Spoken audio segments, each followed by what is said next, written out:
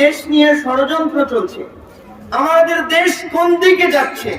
এই যে স্বাধীনতা পেলাম, এর পরেও এখনো ভারতের দালালদের বিপক্ষে অবস্থান দিতে গেলে আমাদের মার খাওয়া লাগে, ঠিক কি ঠিক? এটা তো কালকের ঘটনা। আমাদেরকে যারা প্রথম আলোর বিপক্ষে অবস্থান নিল তাদেরকে মেরে রক্তাক্ত করছে, ঠিক না? এখনো মনে হয় ওরা এই দীর্ঘ 3 মাস 4 মাস পরে পুলিশের যে অবস্থান কালকে আপনারা দেখেছেন ভিডিওতে, কেমন যেন মনে হয়েছে 3-4 মাস না খাওয়া মানুষের সামনে খাবার দিলে যেমন আচরণ করে, দীর্ঘ 3-4 মাস অন্যায়ভাবে মানুষের গায়ে ওরা হাত তুলতে পারে নাই, সুযোগ পেয়ে সেটার ঝাল তারা উঠিয়ে নেওয়ার চেষ্টা করছে।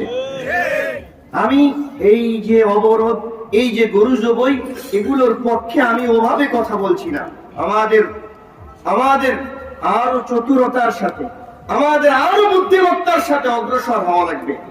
আমরা যদি আবেগের খেলায় ভাবি যা দেশ আমাদের সামনে চলে আসছে, এত সহজ নয়। আজকে আপনারা দেখেছেন, আজকে দিনে কয়েকটা কলেজের ছাত্ররা ঢাকাতে বেদরক পিটাপিটি মারামারি হয়েছে। আমাদের সাবধান হতে হবে যে দেশকে নিয়ে ষড়যন্ত্র চলছে, লাখ লাখ টাকার অফার করে ঢাকাতে মানুষ ঢোকানোর চেষ্টা করা হচ্ছে।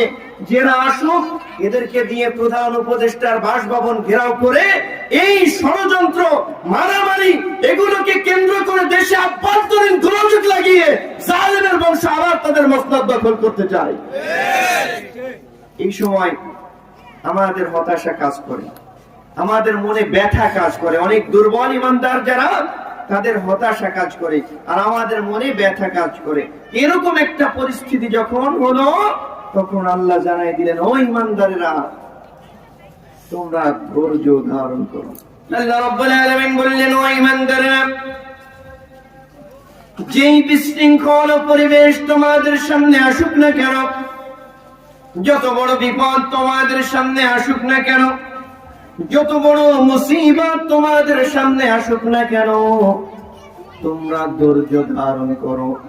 ধৈর্য এবং নামাজের মাধ্যমে আল্লাহর কাছে এই সমস্ত বিপদ থেকে পরিত্রাণ কামনা করো।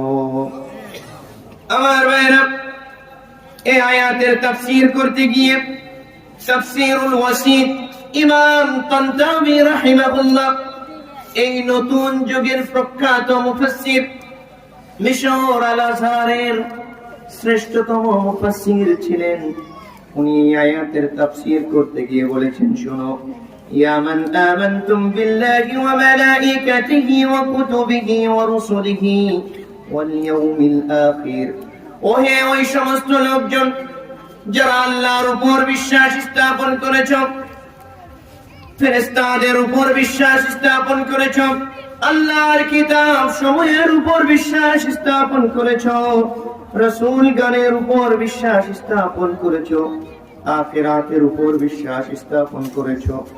এই বিশ্বাস আমাদের আছে না নাই? আছে।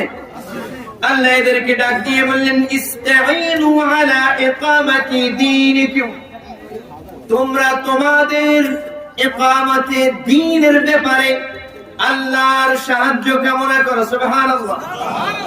তোমরা তোমাদের ইকামাতে দ্বীনের ব্যাপারে আল্লাহর সাহায্য কামনা করো, ওয়াদিফা'i আনহু, আর তোমাদের দ্বীনকে রক্ষার ব্যাপারে আল্লাহর কাছে সাহায্য কামনা করো। ওয়া আলা ফি'লিত তাআতি ওয়া তারকিল মাআসি, আর আল্লাহর যে সমস্ত অর্ডার আছে এই অর্ডার পালনের ব্যাপারে আল্লাহর সাহায্য কামনা করো, কারণ আল্লাহ যদি সাহায্য না করে তুমি আল্লাহর বিধানও মানতে পারবে।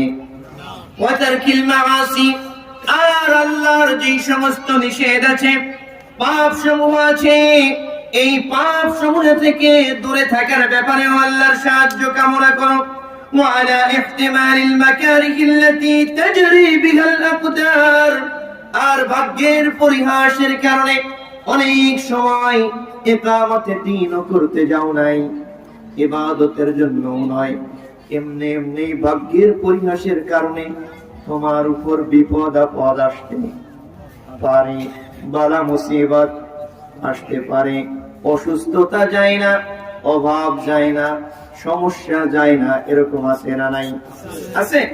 এই সমস্ত সমস্যা সমূহের ব্যাপারে আল্লাহর সাহায্য কামনা করো।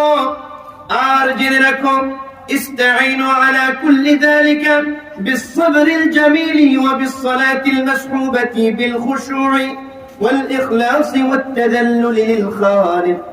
এগুলোর ব্যাপারে সুন্দর ধৈর্যের মাধ্যমে এবং এমন নামাজ যেই নামাজে খুশু থাকবে, যেই নামাজে বিনয় থাকবে, যেই নামাজে ইখলাস থাকবে, এই নামাজের মাধ্যমে আল্লাহর সাহায্য চাও। সুবহানাল্লাহ।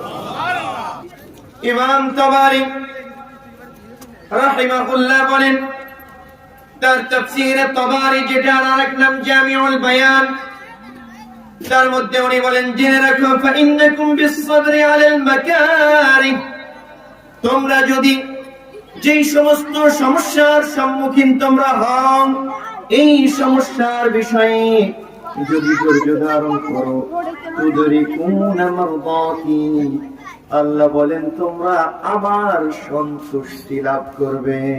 সুবহানাল্লাহ। ধৈর্য ধারণ করলে কার সন্তুষ্টি?